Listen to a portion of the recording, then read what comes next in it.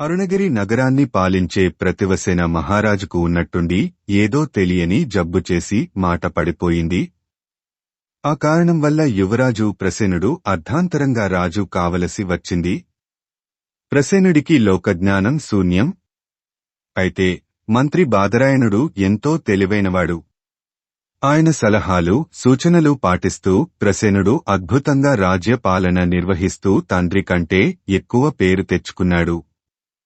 ఈలోగా మహారాజు ప్రతాపసేనుడి వ్యాధి నయమైపోయింది. కుమారుడు ఎంతో చక్కగా రాజ్యపాలన చేయడం గమనించి ఆయన మరికొంతకాలం విశ్రాంతి తీసుకోదలిచాడు.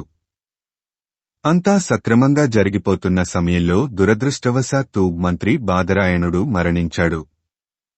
మంత్రి లేనిదే తనకు ఒక్క క్షణం కూడా గడవదని తెలిసిన ప్రసేనుడు వెంటనే కొత్త మంత్రిని ఎన్నుకునేందుకు సిద్ధపడ్డాడు. ప్రతాపసేనుడు మంత్రి ఎన్నికలో కుమారుడికి సాయపడాలనుకున్నాడు. కాని ప్రసేనుడు తండ్రితో, మంత్రి లేనిదే రాజ్యపాలన చేసే తెలివి నాకు లేదు. కాని నాకు కావలసిన మంత్రిని ఎన్నుకునే తెలివి మాత్రం నాకున్నది అన్నాడు. మంత్రి పదవి కోరి వచ్చిన వాళ్లకు నీవు పెట్టబోయే పరీక్ష ఎలా ఉంటుందో చూస్తాను అని పరీక్షా సమయంలో కొడుకు పక్కన కూర్చున్నాడు ప్రతాపసేనుడు. మంత్రి కావాలని వచ్చిన ప్రతి ఒక్కరూ తన దగ్గరకు రాగానే ప్రసేనుడు అతన్ని 2/5 అని అడుగుతున్నాడు. వాడు 10 అని చెప్పగానే బయటకు పంపేస్తున్నాడు. కొడుకు వేస్తున్న ప్రశ్నలో ఏదో కీలకమున్నదని ప్రతాపసేనుడు భావించాడు. చనిపోయిన మంత్రి బాదరాయణుడికి సౌగంధరాయణుడనే కొడుకున్నాడు. తెలివితేటల్లో అతడు తండ్రిని మించినవాడు. ప్రసేనుడు మూర్ఖుడని అతనికి తెలుసు. ఆయన ఎలాంటి ప్రశ్న వేస్తాడో ముందుగానే తెలుసుకునేందుకు సౌగంధరాయణుడు తన సేవకుడిని పంపాడు. ఈ విధంగా అతని ప్రశ్న ఏమిటో తెలిసిపోయింది. అప్పుడు సౌగంధరాయణుడు ప్రసేనుడి వద్దకు వెళ్లి ప్రశ్న విని 2/7 ప్రభూ అన్నాడు. ప్రసేనుడు సంతోషంగా అయితే నువ్వే నా మంత్రివి అన్నాడు.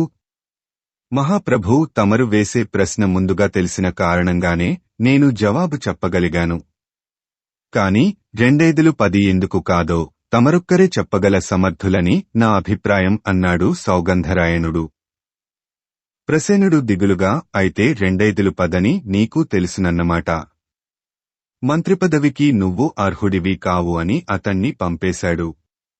ఇదంతా చూస్తున్న ప్రతాపసేనుడు కుమారుడితో ఈ ప్రశ్న వేయడంలో నీ ఉద్దేశ్యమేమిటి అన్నాడు. నాన్నగారు, బాదరాయణ మంత్రి ఎంతో తెలివైనవాడు. ఎక్కాలు బాగా వచ్చినంత మాత్రాన ఎవరూ గొప్ప మంత్రులు కాలేరని ఆయన అంటుండేవాడు. ఆయనకు లెక్కలు అంతగా రావని నా నమ్మకం. మళ్లీ అలాంటి మంత్రే నాకు కావాలి అన్నాడు ప్రతాపసేనుడు. కుమారుడి తెలివి ప్రతాపసేనుడికి అర్థమైంది. ఆయన అప్పటికప్పుడు సౌగంధరాయణుడిని పిలిపించి స్వయంగా అతడి తెలివితేటల్ని పరీక్షించి ప్రసేనుడికి మంత్రిగా నియమించాడు.